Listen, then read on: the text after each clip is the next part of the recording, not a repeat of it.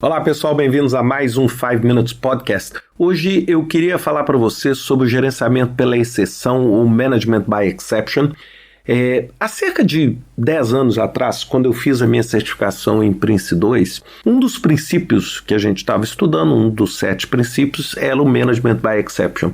E eu vou dizer que talvez dentro do universo, eu não quero ser aqui injusto com o conteúdo todo do Prince, mas uma das coisas que mais marcou a minha vida profissional desde aquele 2011, quando eu me certifiquei até hoje, foi o gerenciamento pelas exceções.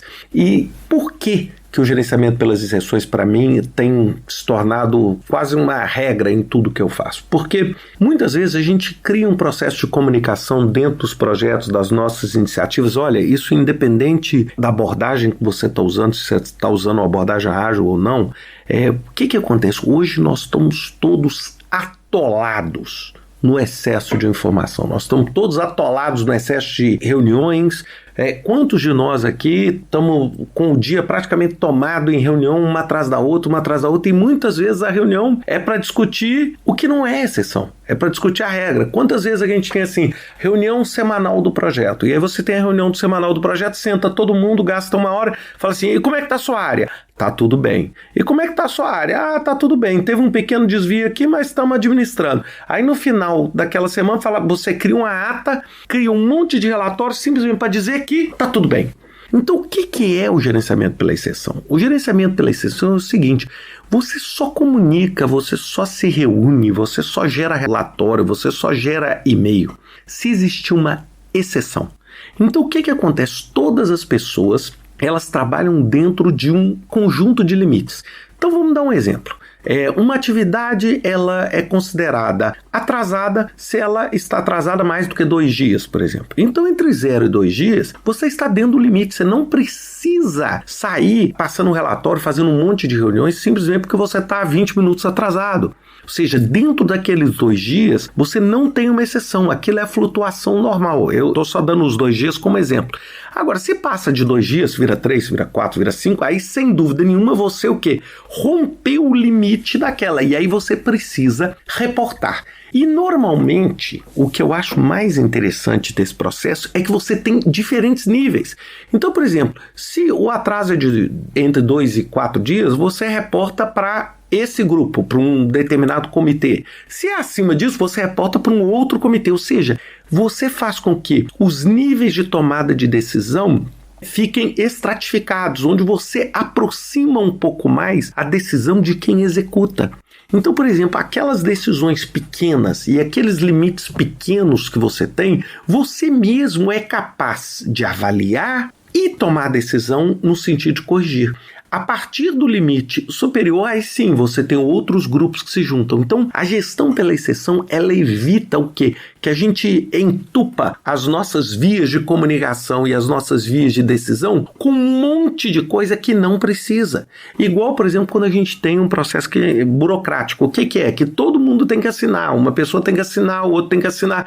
E é sempre o óbvio. Então, se você cria determinados critérios, você consegue fazer uma gestão muito mais efetiva. Um exemplo que a gente usa isso em projetos é que você, por exemplo, pode ter determinados grupos de trabalho dentro do seu projeto ou determinadas áreas onde você fala assim, olha, vocês têm uma flexibilidade aqui, olha, se vocês não estiverem projetando um atraso superior a 15 dias, vocês não precisam nem me falar.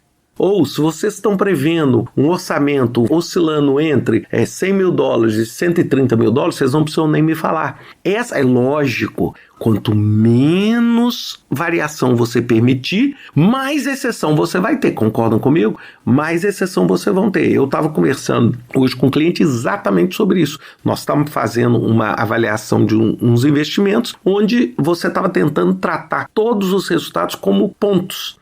E eu falei o seguinte, não, nós não podemos falar que o resultado vai ser 10,42. Não, nós vamos falar o quê? Nós vamos colocar uma faixa, vamos rodar uma simulação e nós vamos falar o seguinte, dentro dessa faixa aqui, eu estou considerando o processo estável e o processo normal. Bem, o que é importante vocês entenderem o seguinte, que essa gestão pela exceção, ela tem o seu lado mais complexo. Por exemplo, se você cria um limite pequeno e gera uma quantidade muito grande de exceções, você o quê? Você faz com que o overhead para controlar o seu projeto ou a sua iniciativa não justifique a iniciativa. Então você tem que ter uma faixa de atuação, por exemplo, para prazo, para custo, para escopo, para resultado do seu produto. Isso vale, não é só para projetos, vale para gestão em geral. Se você tiver uma faixa maior, você tem o quê? Um custo de controle menor. Se você tiver uma faixa menor, você tem um conjunto de exceções maiores. Então eu acho que é isso que a gente precisa colocar. Então eu gosto muito de criar gatilhos, criar alarmes, né, esses triggers, quando a exceção aparece. Por exemplo, gestão de risco é a mesma coisa. Você vai fazendo gestão de risco, chega num momento onde você se depara com uma exceção ou com um risco que sai daquele seu limite de contingência ali. Saiu, você precisa automaticamente escalar. E quando eu falo escalar, não necessariamente é para o seu chefe, mas é para aquela pessoa que tem a melhor capacidade de lidar com aquela decisão. Então pensem nisso, deem uma olhada nesse assunto. Eu acho um assunto extremamente válido, independente da metodologia que você usa, tá bom? Um grande abraço para vocês, até semana que vem com mais um 5 Minutes Podcast.